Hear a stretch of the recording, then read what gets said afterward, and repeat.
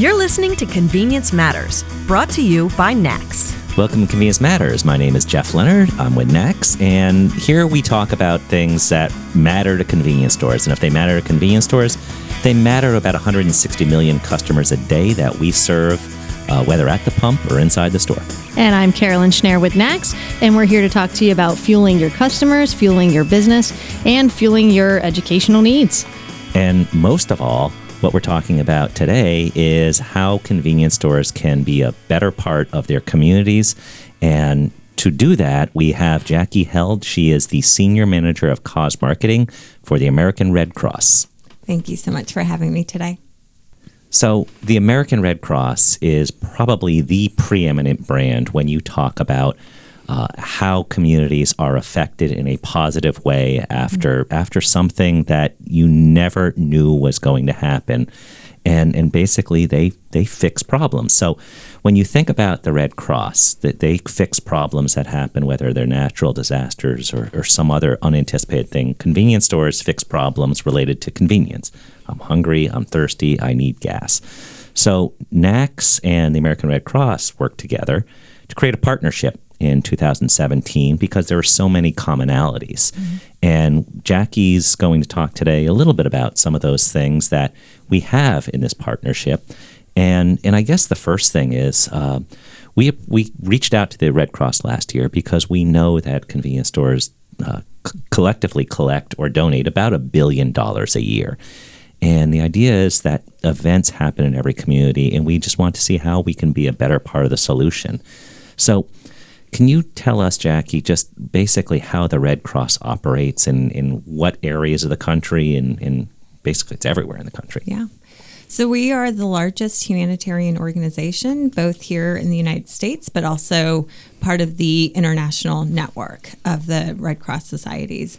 And so that means that we're in every community across the country. So downtown, down the street, and we're looking at disasters and supporting them both at a very large level, if you think about Superstorm Sandy, but then we're also responding to home fires. And those are events that don't hit the media and don't get much attention, but we're there. So we're responding to about a disaster every 8 minutes, and that equates to about 64,000 disasters a year. And so that's just one of the things that the Red Cross does to provide relief and support to individuals who have been impacted by a disaster, but certainly there are other areas of our mission that provide relief. So we are also the largest collector of blood in the United States, and so providing those life-saving blood and blood products to people who are in need. So think about someone who might have been impacted by a accident or an event like the Boston Marathon, or also just someone who's dealing with cancer. And so again, that comes from the generosity of our donors, those blood donors who are giving blood each day. And those are just two of the larger and bigger ways in which we are providing relief to communities. And Jackie, one of the things, when you go into a convenience store, as Jeff said, convenience stores are really crucial to the community fabric.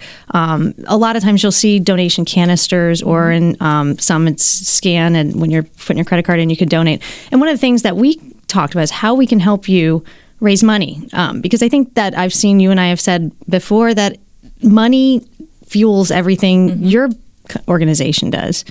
Is that when someone's donating at a store, which we would love to roll out nationwide and worldwide someday, what does that do? How does that help your mission? That's a great question. So it is the most flexible way in which we can receive a contribution from an individual. And whether it's someone who's coming to our website to make a donation because they've seen a disaster happening on the news, or our partners are facilitating those donations, we really do appreciate when we have partners who are standing up and hosting those fundraising campaigns on our behalf. And when those donations come in and it's a cash donation, it allows us to quickly mobilize and buy the resources that might be needed to be out in the field, whether it's setting up a shelter, whether it's providing snacks to those who are in our shelter or in the communities who have lost everything. And so cash donations do provide us with the most flexible means to quickly respond to an event.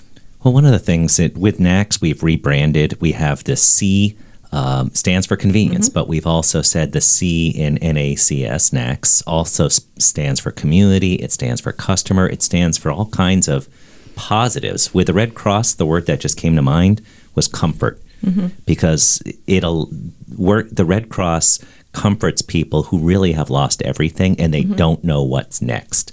The volunteers talk them through where they can stay for the night if there's been a home fire. They show up with blankets, they show up with water, they show up with essentials, cards, so that somebody doesn't have to be alone. And then you mentioned cancer and people who are facing that. It really is about comfort in terms of, it's not necessarily the products itself, but just showing people that the community cares about them and there is a better day coming. Yeah, that's correct. And we want to make sure that we're preparing communities to be resilient. And we all play a part in that, in being a community, and our partners are definitely a big part of that as well. So a lot of your members have been great supporters of the American Red Cross, and so that's also been a great way for them to show their generosity, and the way in which they've done that has varied. And so if you think about Circle K, who is collecting donations from their customers on a daily basis, in 5 years, they raised over $10 million.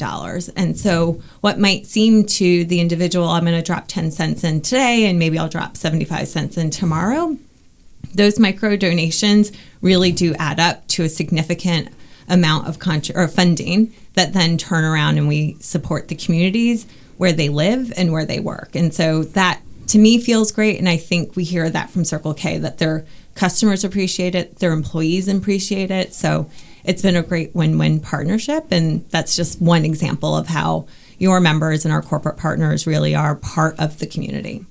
So when a disaster does strike, some of the things that some retailers could do, I know you've talked about we have great parking lot spaces in some of our convenience stores. But in addition to those kind of things, whether it's a staging area, that if the volunteers need a place to meet or a place to call home during any disaster, one of the things that our stores tend to get recognized for is being the last ones open when a disaster is coming in. We'll think like a superstorm or a hurricane or even a major snowstorm, but the first one open. And sometimes they're open all the way throughout. So we like to think of them as first supporters as well, because they're there to support the first responders, the Red Cross. And then there's some other ways we could do that too, in terms of helping the volunteers. Would you like to tell us about some ideas that we could pass along? Sure. So I think some locations have bigger footprints, and being able to have a parking lot or some area within their retail space where it's a meeting spot for our volunteers. If you think specifically about our home fire campaign, it's going out into targeted communities where we know that there might be a vulnerable population, and we want to ensure that they have a functioning smoke alarm, that they have an escape plan. But in order to do that, we need to recruit volunteers, and those volunteers need a meeting place. And so sometimes those stores could be a great meeting place because it gives them a central location to meet, to get prepped for the outing that they're about to do. And then also it could provide a nice way to bring refreshments and lunch or snacks for those volunteers, because we want to make sure that they're taken care of as well. And then they're able to go out into the community and do the installation event. But I think the stores could provide a really meaningful meeting spot. And you've had some stores or even restaurants offer like a discount or a voucher for a free cup of coffee if they have is there an ID that each of these volunteers would have? Sure. So sometimes our Red Cross volunteers will have a vest on, but other times they won't. So if it's a corporate sponsored volunteer event, they might be wearing a T-shirt from, say, the company that's sponsoring the event. So I think if those are areas in which members want to support, then we should talk through what that might look like and what we might feel is a reasonable way to provide some sort of identification as being a Red Cross volunteer. Well, we've heard since we've announced the partnership, and there's several cool elements of it. First off, from our members, we are the first retail association to to create some type of program like this with the Red Cross. So right off the bat, that's exciting, and our members are really quite complimentary about this partnership. It fits very well with who they are, what they believe in. And there are a couple elements that we're already undertaking in terms of how do we roll this forward. For some retailers, we'll be able to customize to a certain extent what these creatives are that you're able to use in stores to help with donations. We'll have ways where you can order materials and we make them available to you. And we'll also continue to build upon things. And so one of the key things is we'd like to hear from retailers and from suppliers on what are ideas that we might be able to continue to roll out. Can we look at ways to have bloodmobiles that can be on the forecourt or somewhere at a store and help build awareness about some of these issues? How can we look at some other things that we have home fires? We have, as you mentioned, a disaster every 8 minutes. Well, convenience stores, the average customer experience around 3 minutes. So think about going into a store 3 times. There's a disaster somewhere in the country, and the Red Cross has responded and added comfort to that. So talk a little bit about how convenience stores play a role in the communities, that there might be an opportunity to even do like water donations or things like that. I'm sure that you've been involved and you've had stories that you've heard from people about how much it means when the Red Cross comes to the rescue. Yeah, absolutely. So I think there's a couple of things there. Certainly, convenience stores have products that are needed for our shelters and our response efforts. And so those are going to vary from event to event. But definitely having some close communication on what the our offerings might be is great. So water is always needed when there's a disaster. Depending on the nature of the disaster, then sometimes dictates the greater need for water. Snacks too are also needed, but then there's also things like cleanup supplies that you may not think about. So while we do have great partners who provide a number of those items, sometimes your convenience stores might be able to get them into the hands of the people who need them faster. So it could be trash bags, bleach, etc. So there's a number of items that we do need when it comes to a disaster. But again, we want to make sure that we're providing turnkey materials that partners can use in their store to talk about what they're doing to support the Red Cross. And we've been working together to make sure that those materials are available to members, depending on how they want to engage in supporting the American Red Cross.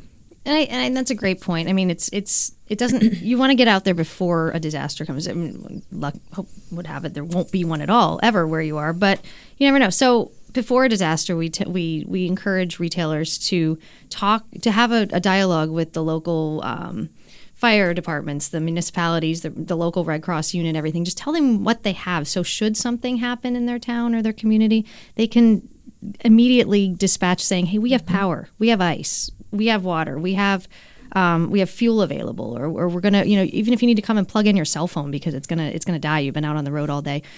So it's having that open dialogue with those community disaster preparedness folks, that whether it's in your county or your state, your Department of Transportation, and of course the Red Cross. So.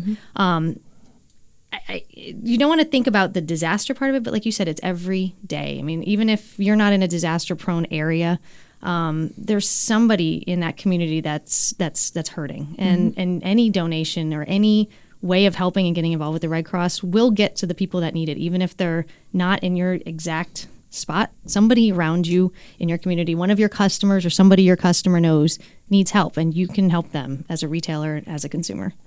Yeah, that's true. And a lot of times our partners will stand up a fundraising campaign because their employees are asking them to do so. And it's for exactly what you just said. That location might be near and dear to their heart because there's family members that are there, or it's a place where they vacationed and they're sad to see what's happening. And the American people are very generous. And so I think, a lot of times when you're setting up a fundraising event and maybe the disaster happened on the other side of the country, folks will be surprised at how well their customers will respond. And across the country, there are various disasters that come to mind. You have hurricanes, you have tornadoes, earthquakes. You can't necessarily anticipate these. Some of them happen very suddenly. Some of them you may have a couple days' notice. But the one that every community faces is the home fires, and you had mentioned that earlier. And you have a home fires campaign every fall where you talk about the importance of how people can proactively avoid the disaster. And that's also a very interesting program because you can't anticipate some of those, but these you might be able to manage. And the Red Cross plays a role in fundraising and making sure or trying to minimize the likelihood of home fires. Tell us a little bit about that program and how important it is in the communities. Sure. So home fires is the number one disaster that the American Red Cross is responding to. So we're there on the heels of the fire department after they've done their job. But in most cases, people have been displaced from their home and they have nowhere to go. And so a volunteer shows up, an employee of the Red Cross might show up, and they're there, like you said earlier, Jeff, to provide comfort and support, figure out where they might need to go for the night, give them a toothbrush, because literally you've walked out of your house. What people don't really know is you have less than 2 minutes to get out. And so having a functioning smoke alarm and an escape plan is going to ensure that you and your loved ones get out in a timely fashion, because what we want to do is alleviate deaths from home fires. So the American Red Cross has been doing this for a couple of years now, and we see this as a critical role that we play in the community. We want to make sure we will always be there to respond to those home fires, but we want to make sure that folks are getting out safely. And so in order to do that, we're targeting communities and making sure that they do have functioning smoke alarms. They have an escape plan in place. And so from that, we've already documented that over 260 lives have been saved because of the work that we've been doing. Wow, that's amazing.